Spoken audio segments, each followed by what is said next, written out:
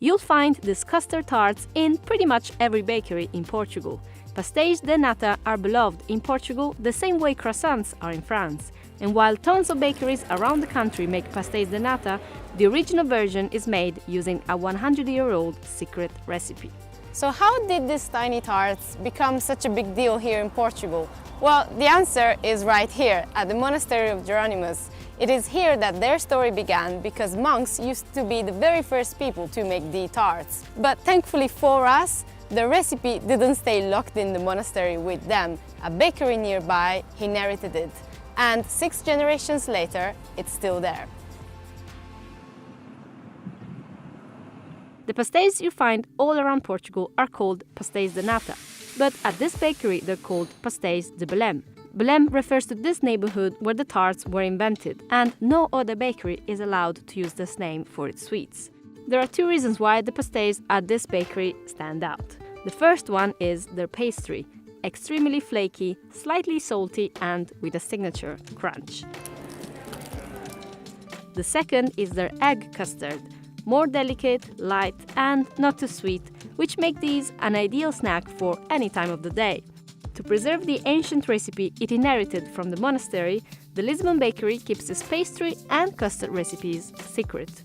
This is the secret part of the recipe, that it's made inside. Only 4 people work with the recipe. These are 4 people that we trust very much and that do this amazing work every day. So how many people in total know the recipe? Like in here, but I guess in the world?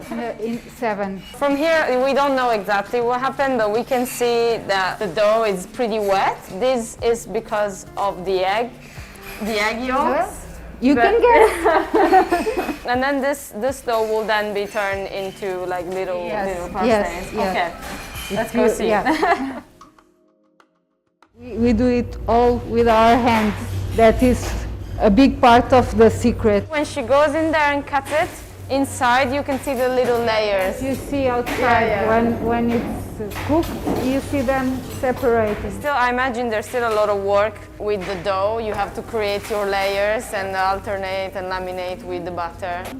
It's just a testament of what is happening in that little secret room. And how many pastéis would you get out of one piece of dough like this? Luísa, quantos pastéis é que dá cada rolo? Não sabe? Faz 3 tabuleiros, 60 por 60 são 120 e 180. Dá 3 tabuleiros deste, 60, não dá um rolo? Dá 3 tabuleiros de 60? Ok, 180, 180. After being stretched, the little pieces of dough are placed in individual molds. Luisa and her colleagues go through over 22,000 of these a day. In this room, it's only about like shaping the dough. Wow. Okay, so they must have very strong thumbs here. Yeah. So you just move it like this, yeah? Press it, Press it, and then bring it up. bring it out.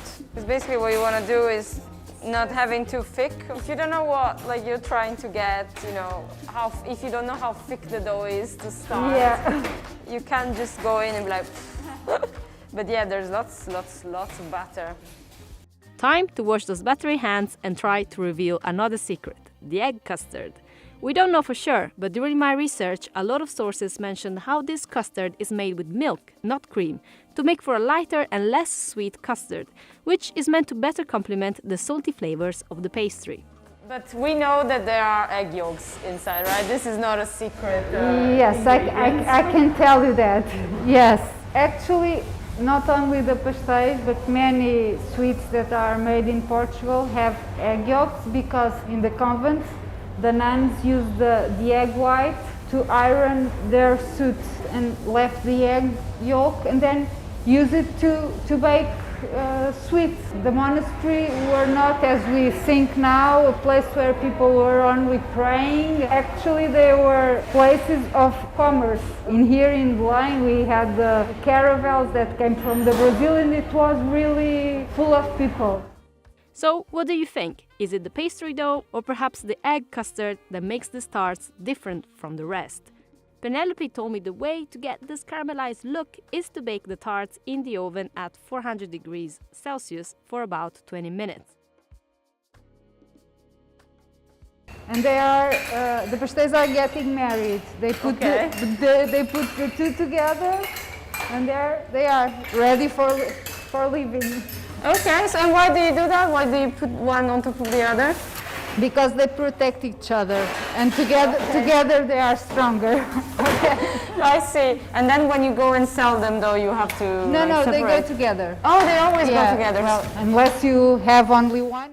And just like you would join a married couple at the reception, I can't help but join those two pastéis in the bakery's cafe for a little tasting session. Finally, we got to this part, which is the best part. Of course. Okay. It's always the best part. And so now the pastéis go with the cinnamon that came from in the caravels, and then sprinkle with a little bit of sugar, and now they are ready to eat. So you don't put any lemon or no? No, no lemon.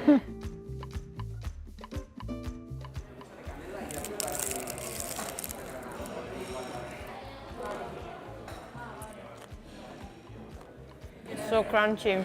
It's actually very delicate as well. I really love the cream. You were saying the egg yolks, and there's lots of eggs, so you would expect heavy cream, you know. But this is amazing because it's very, very delicate. Lots of layers.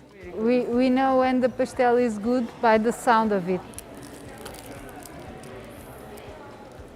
They are not very sweet, they are very balanced and have the salty of the outside and then the sweet from the inside. So these two pastéis, they were married, and now they, Yeah, so they are we have to divorced. have another one.